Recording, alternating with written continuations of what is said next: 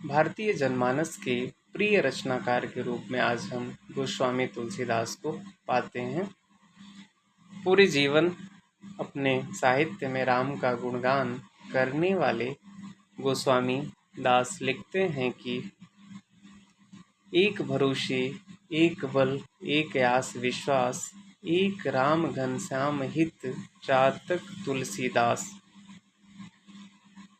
राम के लिए वे चातक हैं।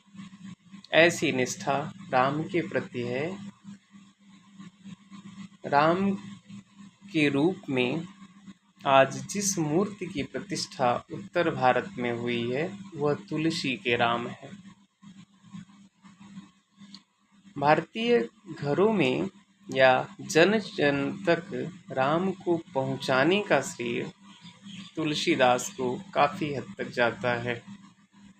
यद्यपि वह रामचरितमानस लिखते हुए कहते हैं कि स्वांतः सुखाय तुलसी रघुनाथ गाथा, कि मैं अपने अंतःकरण के सुख के लिए इसे लिख रहा हूँ, जबकि उनका उद्देश्य राम के गुणों को जनमानस तक पहुँचाना था और ऐसा करने में उन्हें कामयाबी हासिल भी हुई है। वे मानस के संदर्भ में अपना मत रखते हुए एक जगह लिखते हैं कि कीरति भनति भूति भल सोई, सुरसरि सम सब कह हित होई। रामचरितमानस उस गंगा नदी के सदृश है, सुरसरी अर्थात गंगा, जो उसमें डुबकी लगाएगा उसका कल्याण हो जाएगा। उसी प्रकार से उनके द्वारा लिखित रामचरितमानस है, जो उसमें डूबेगा, उसका अध्ययन करेगा, उसका कल्याण होगा, उसे अवश्य लाभ मिलेगा। राम के प्रति एक निष्ठ हैं तुलसी, इसीलिए वे कहते हैं कि मांगत तुलसीदास कर जोरे, बसहु राम सिय मानस मोरे।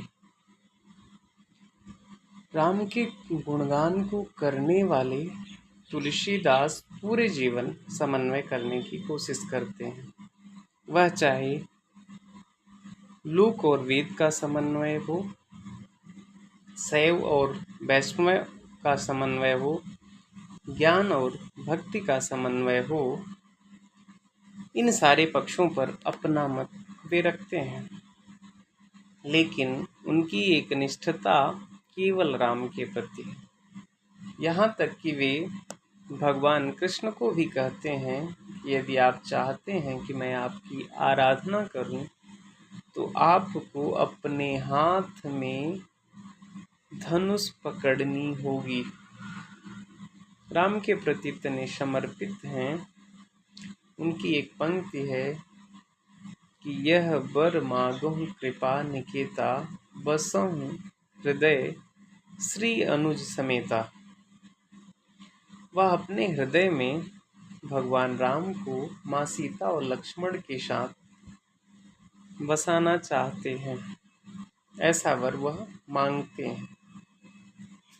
अनेक ऐसे प्रसंग उन्होंने मानस में दिए हैं, या राम के जो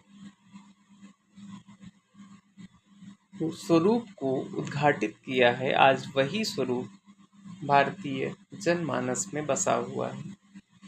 खासकर उत्तर भारत में राम की जो छवि लोगों के मन में बसी, वह तुलसीदास की बदौलत है। आज भी रामचरितमानस का सर्वाधिक पाठ लोगों द्वारा किया जाता है। उनकी इस कृति की सर्वाधिक टीकाएं लिखी गई, और इतना ही नहीं, आज भी यदि हम देखें तो तमाम कथावाचक रामचरितमानस का जब वाचन करते हैं तो एक छत के नीचे लाखों की संख्या में दर्शक एकत्रित होते हैं। यह तुलसीदास के सुव्यवस्थित चिंतन का प्रभाव है कि उस चिंतन को जब भी कोई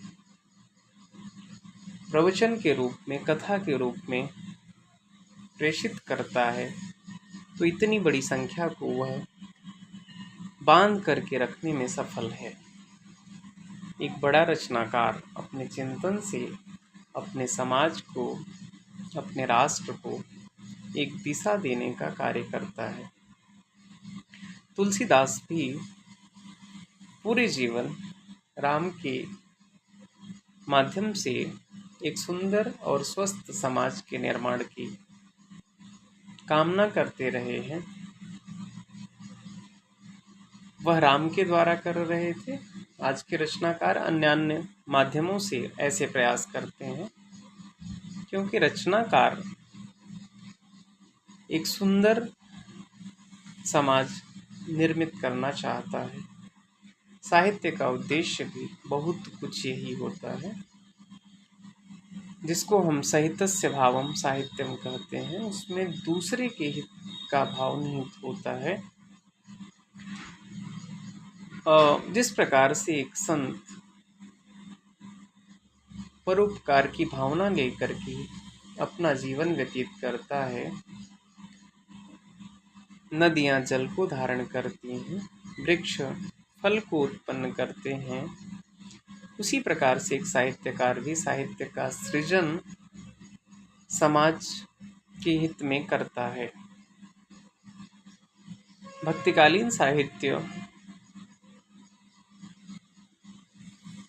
अलग प्रकार से लिखा गया है, वह दास्य भाव से लिखा गया है, लेकिन इन पात्रों के साथ, इन पात्रों को स्थापित करके वे समाज को एक स्वरूप देना चाह रहे हैं। तुलसीदास के द्वारा कल्पित राम राज्य एक सुंदर समाज है। उस समाज की स्थापना के लिए वे निरंतर प्रयास करते हैं। इसीलिए वे भारतीय जनमानस में बसे एक सुंदर स्वरूप राम को अपने लिए चुनते हैं और उस रूप के सहारे अपनी काव्य प्रतिभा का प्रदर्शन करते हैं। विषम से विषम परिस्थिति का सामना करते हुए भी वे अपने पथ से विचलित नहीं होते। यद्यपि ऐसा करना उनके लिए आसान नहीं था। एक अनाथ बालक संघर्ष करता है, अध्ययन करता है और सृजन करता है, और वह एक बड़ा रचनाकार बनता है। देश को, समाज को, व्यक्ति को कुछ देने की कोशिश करता है। उसके सुव्यवस्थित चिंतन आज भी हम सबके लिए उपयोगी हैं। इसीलिए आज जब कभी अवसर बनता है, भगवान राम को याद करते हैं, हम अपने किसी इष्ट देव को याद करते हैं, हनुमान जी को याद करते हैं, ऐसे अवसर पर हम गोस्वामी तुलसीदास को भी सायास या अनायास याद ही कर लेते हैं, क्योंकि राम की लोकप्रियता तुलसीदास या रामचरितमानस पे निर्भर करती है।